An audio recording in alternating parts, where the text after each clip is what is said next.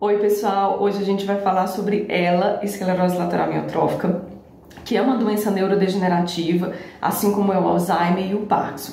Isso significa dizer que, diferente de outras lesões que não progridem, como um trauma raquimedular ou uma AVC, uma paralisia cerebral, essa doença ela traz uma característica de progressão, ou seja, de piora ao longo do tempo, apesar do tratamento clínico, farmacológico e fisioterapêutico, tá certo?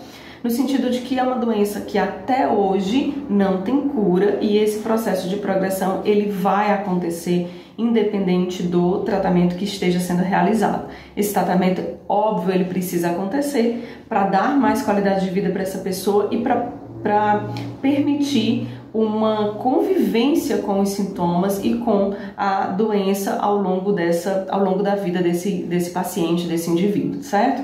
Então ela se apresenta de três formas, de nível bulbar, de nível cervical e de nível lombar.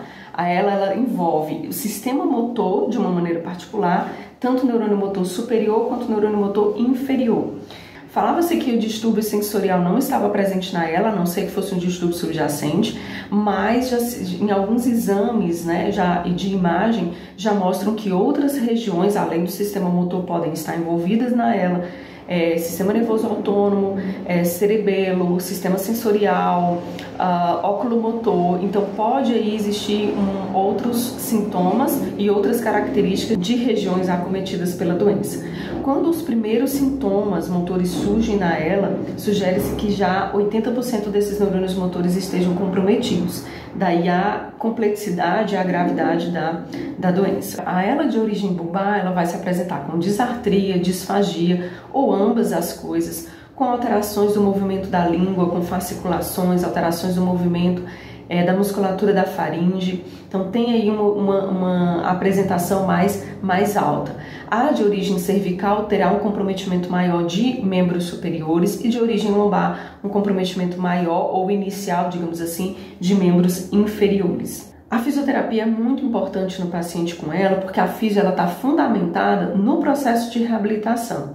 Então, embora a gente saiba que essa doença vai progredir e que essa pessoa vai ter complicações ao longo da vida, esse indivíduo precisa de um programa de tratamento, de um planejamento, de uma equipe, para que potencializar, maximizar o tempo que ele tem de vida convivendo com uma doença e dar melhor qualidade de vida.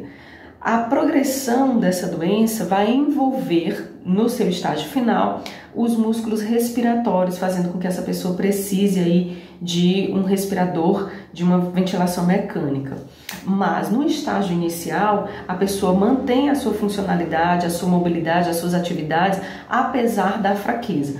Com a progressão da doença, é que provavelmente essa pessoa vai se tornar dependente de outras pessoas para suas atividades de um modo geral. Então o fisioterapeuta ele vai ter que desenvolver um manejo geral para tratar essa pessoa a depender do nível ou do estágio em que essa pessoa está dentro da ELA. Se está numa fase inicial, intermediária ou final. A depender disso é que o fisioterapeuta vai poder traçar aí o seu plano de tratamento, a sua forma de intervir junto a esse paciente. A ELA ela causa inúmeros sintomas.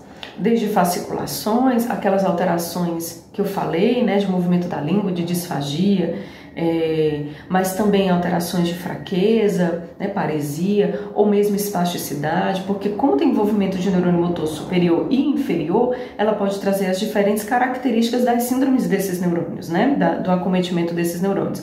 Então pode vir tanto como uma síndrome mais de neurônio motor superior, com hiperreflexia, sinal de Babinski positivo, espasmos, espasticidade, como de neurônio motor inferior, com paresia, fasciculações, atrofia, tudo isso pode acontecer. É muito comum também que ela apresente fadiga.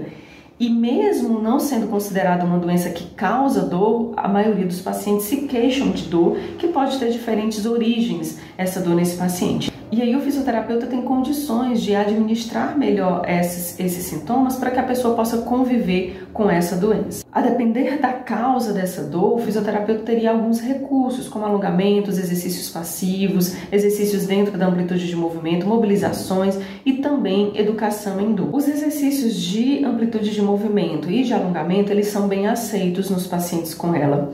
Os exercícios de resistência nos músculos não acometidos também podem estar sendo inseridos dentro desse programa motor, usando uma carga e uma intensidade baixa a moderada, nunca chegando no estágio de exaustão. Então o fisioterapeuta ele vai ter sempre que lidar dentro desse equilíbrio, não pode fazer trabalho insuficiente nem trabalho excessivo, não pode colocar carga demais, um trabalho exaustivo que chega à exaustão máxima desse paciente, mas ele também não pode colocar carga de menos, né? Um trabalho que seja menos do que aquilo que o paciente consegue fazer.